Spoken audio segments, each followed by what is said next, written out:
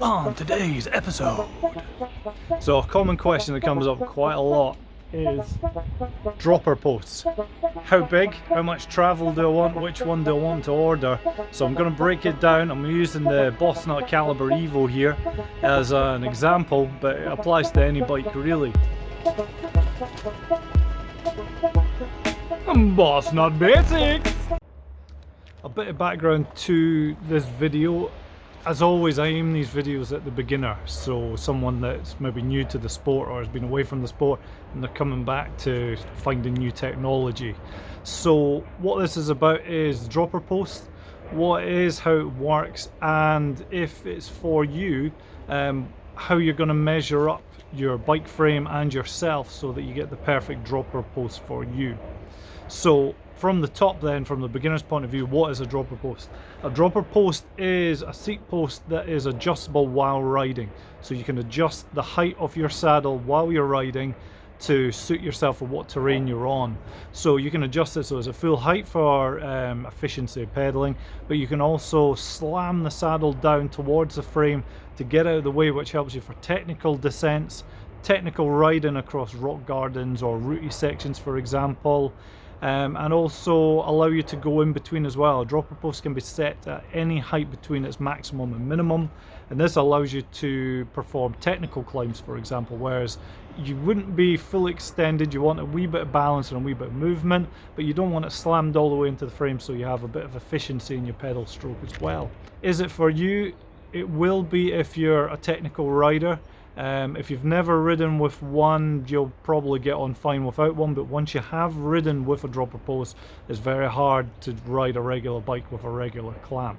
Its actual practicality on the trail is huge, so it makes a big difference to your riding, and it keeps the flow going. You're not stopping at the top of a trailhead, adjusting your saddle to then go down it. How do they work? If you've ever sat in an office chair and hit the lever and you're sitting on it, it drops down, and the dropper post is the exact same principle. So if it's weighted and you activate the lever, it's going to drop. If there's no weight on it, for example, if you're standing on the pedals, if you activate the lever, it's going to bring the saddle up to its full travel. The best dropper post in a nutshell is this, is the one that gives you the perfect stack height. So I'm going to define what stack height is, and also the other measurements that you need to know when you're picking out a dropper post. So we need to know first and foremost the diameter of the seat post that you already have. Now, if you are a Bossnut or Triple B owner, I can tell you the dimension straight away, which is 30.9 millimeters. So that's the dimension for the diameter of the seat post. So it doesn't matter which model you have, they are all the same. Now, if you're obviously measuring up for another bike, another method you could do is to remove the seat post, and on the seat post itself will be markings to tell you the diameter of the post. You could take a physical measurement if you like, but the post method is the easiest, and just copy whatever post you have there. So that's the first dimension. The second dimension you need to know is the stack height. Now this is how you get the perfect dropper post. The stack height goes from the top of the frame, so where the seat clamp is.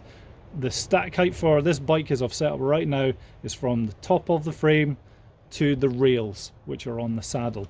So the measurement is not taken straight up and down as a vertical measurement. You measure along with the angle of the post. So in my case, the dimensions that I'm after here for the perfect stack height is 200 millimeters.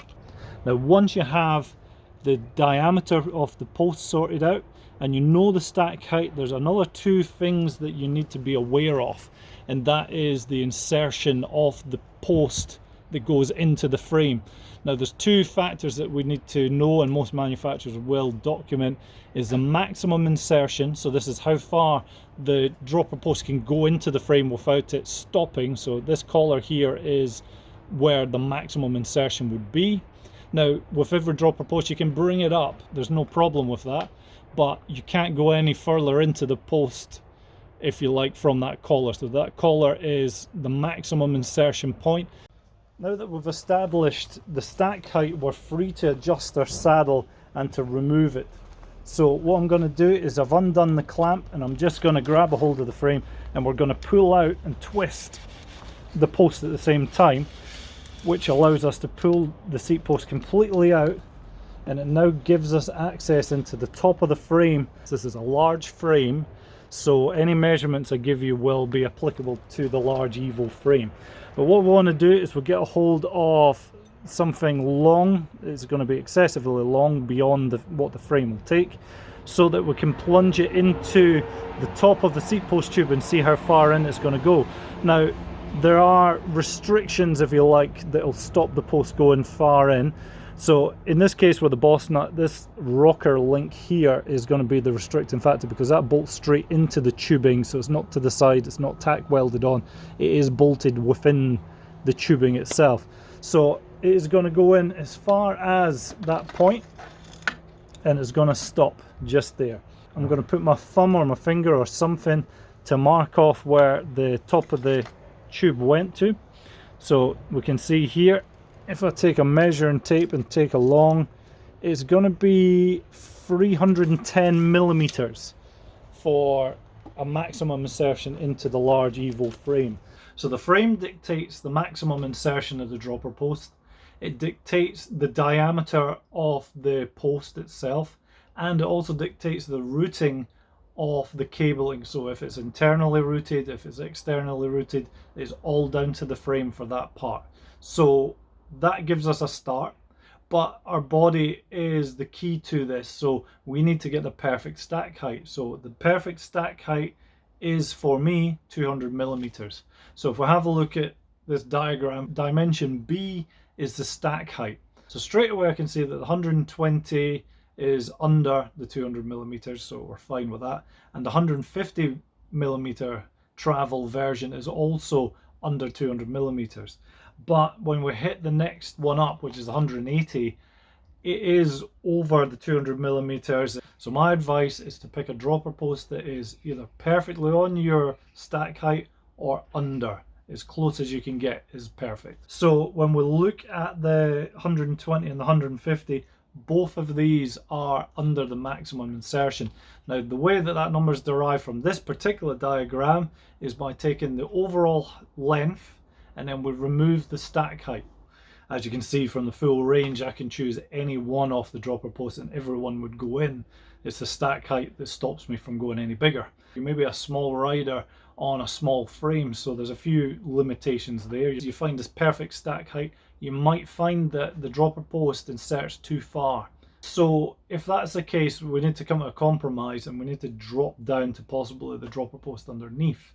There's no problem with that, because we can bring the dropper post up a little bit in the frame itself to match your stack height. But what that will mean is the dropper post isn't going to slam all the way down to the frame, it's going to stick out just a little bit. So the hopeful outcome of this video is that you now know how to measure up for a dropper post, and you know how to pick the perfect dropper post for you.